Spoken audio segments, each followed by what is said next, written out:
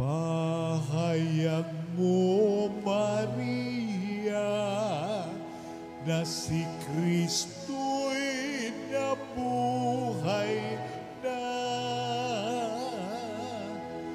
Libingan niya'y iyong nakita. Alleluia, Alleluia.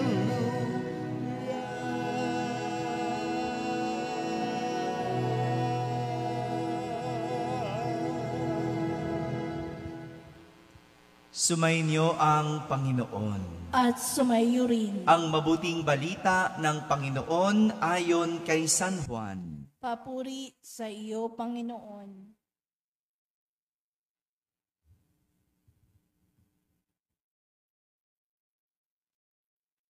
Madilim-dilim pa ng araw ng linggo, naparoon na si Maria Magdalena sa libingan. Naratnan niyang naalis na ang batong panakip sa pinto ng libingan.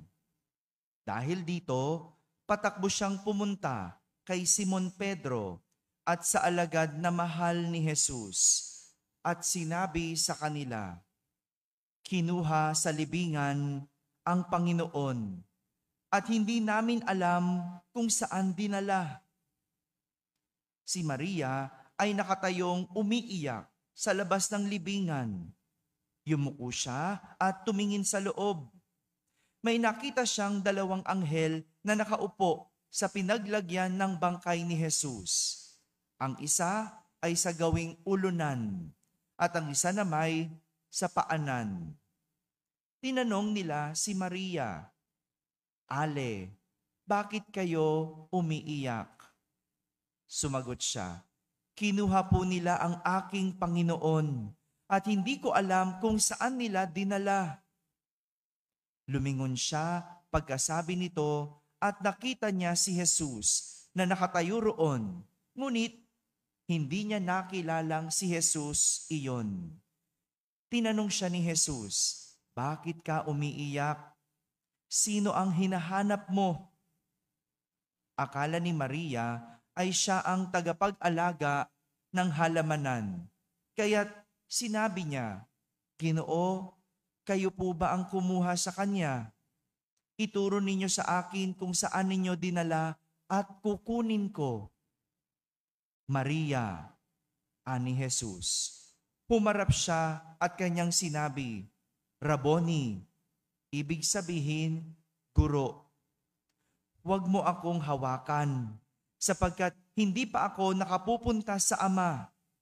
Wika ni Jesus, "Sa halip, pumunta ka sa aking mga kapatid at sabihin mong aakyat ako sa aking Ama at inyong Ama, sa aking Diyos at inyong Diyos."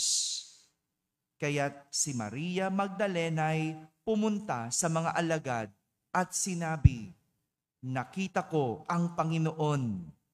At tuloy, sinabi sa kanila ang bilin ni Jesus. Mga kapatid, ang mabuting balita ng Panginoon. Pinupuri ka namin, Panginoong Jesucristo. Magsiupo po ang lahat at makinig sa homilya. Isang magandang umaga po sa inyong lahat.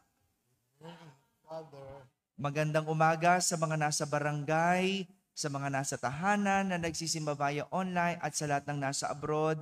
Isang malamig na umaga po sa inyong lahat. Kasama kayo sa aming banal na pagdiriwang dito sa ating parokya. Salamat at nandito tayo sama-sama mananalangin at magsisimba kahit na ulan ng ulan. Alam ko masarap matulog. Ano po? No? mamaya nyo na lang ituloy yung tulog po ninyo, no? Huwag nyo ituloy dito, no? Magkwentuhan muna tayo. No? Sapagkat ngayong araw na ito, pinagdiriwang natin ang kapistahan ni Maria Magdalena. Alam nyo po, noon, hindi naman kapistahan ang pagdiriwang na ito. No? Memorial lang. No? Ngunit, ang yumaong Santo Papa Francisco ang nag-angat bilang kapistahan ang araw na ito. Kapistahan kay Santa Maria Magdalena. Alam natin ang kwento ni Maria Magdalena. Siya yung sinasabing 7 demonyo ang pinaalis ni Jesus mula sa kanya. Alam niyo ba yon? Patitigalan niya. Alam mo ba yon? Kausap kita. Walang kasagot-sagot, no? 7 demonyo yung inalis sa kanya. Ano bang pagkakakilala natin kay Maria Magdalena?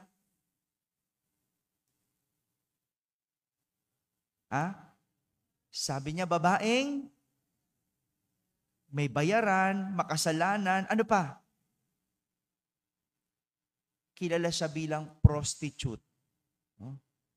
Prostitute. Pero sa totoo lang, walang nasulat.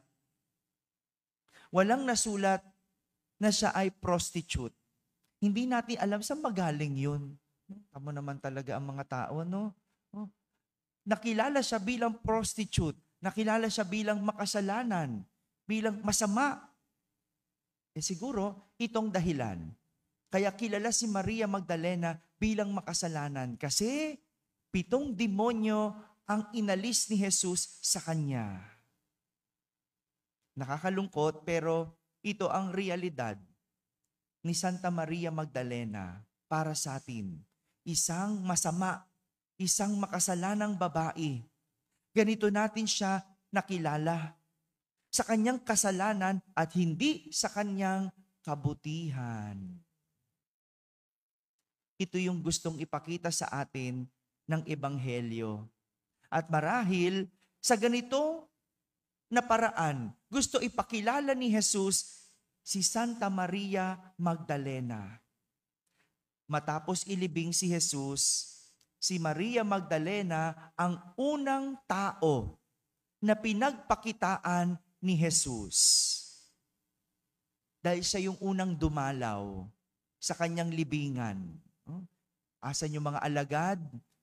Baka tulog pa. No? Kasi sabi dito sa kwento, madilim-dilim pa. 'Di ba? Pero si Maria Magdalena yung unang dumalaw.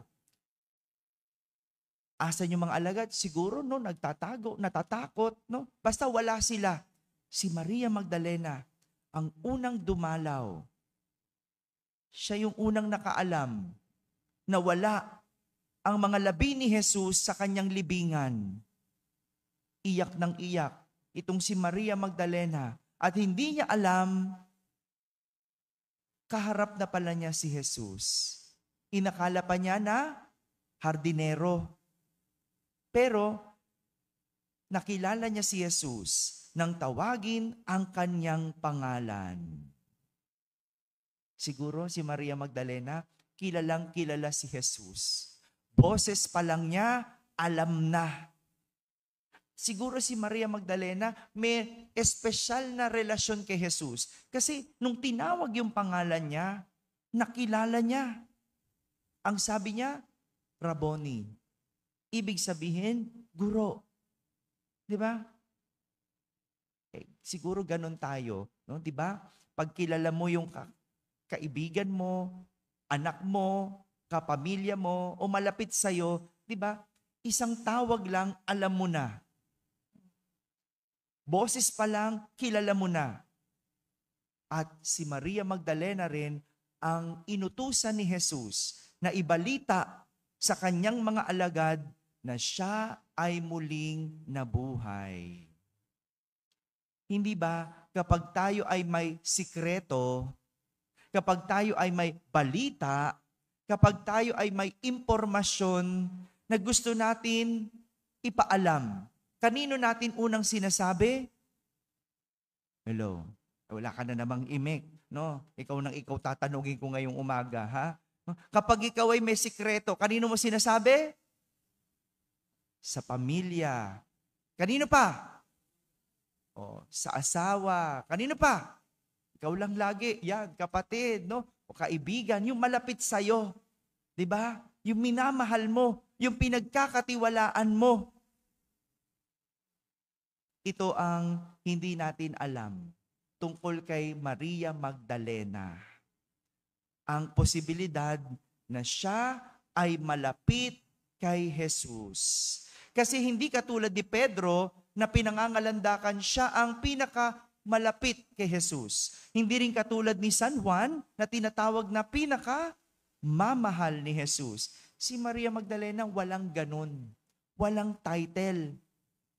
Pero siya ang unang pinagsabihan. Siguro, pwede nating sabihin, siya yung matalik na kaibigan ni Jesus. O siya ay espesyal kay Jesus. Madalas kasi ang tingin natin sa kanya makasalanan o yung mga hindi magaganda tungkol sa kanya.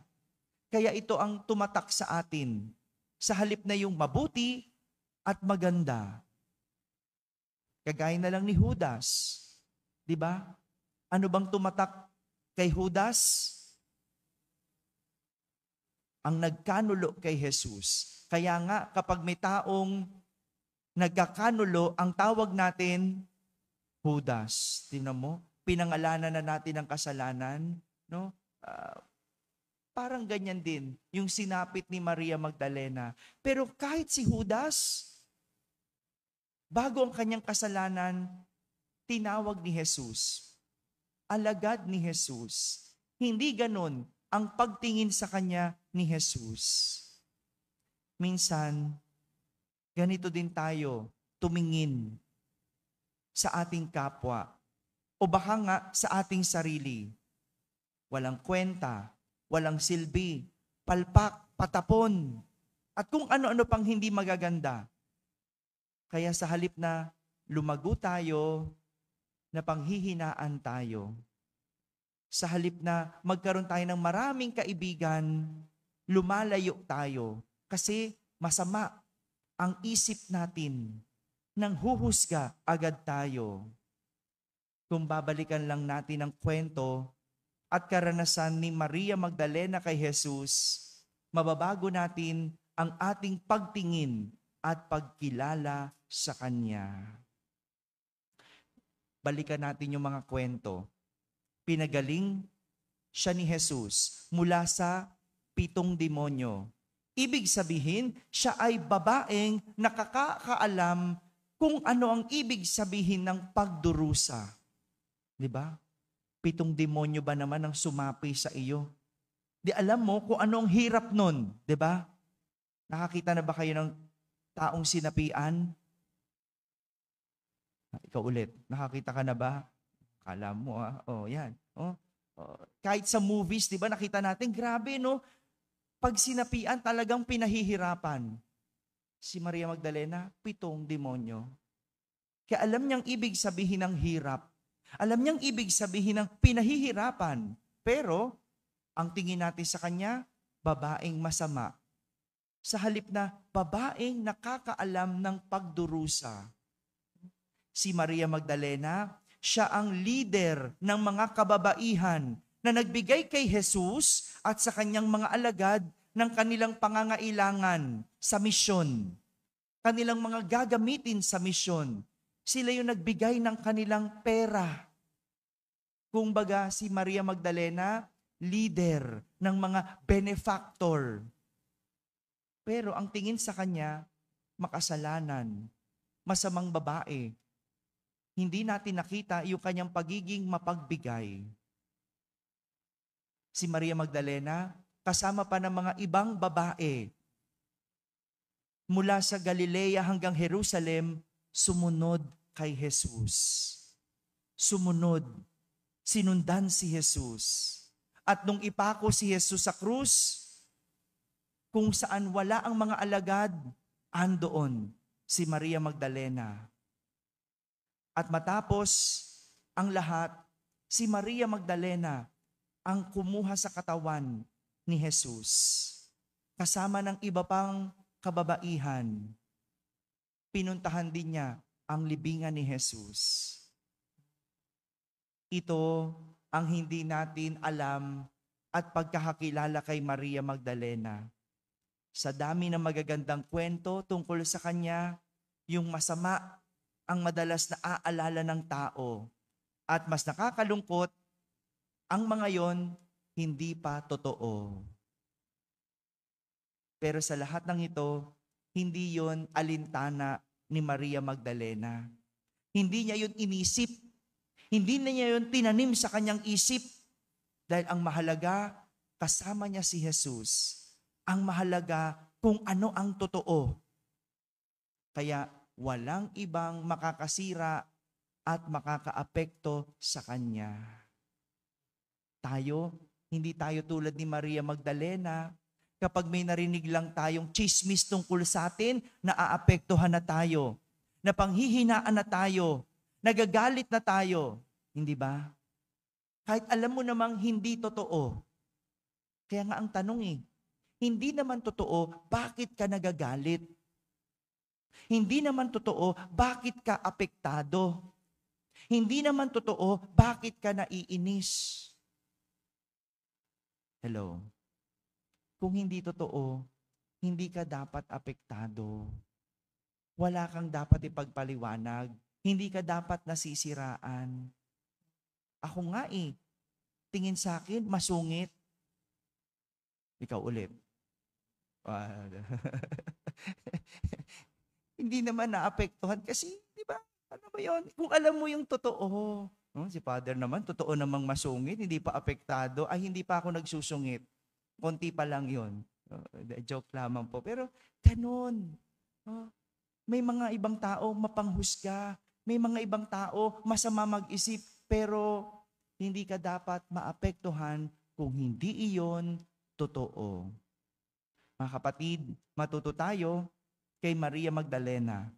Masama man ang tingin at husga ng mga tao hanggat pinipili niyang samahan.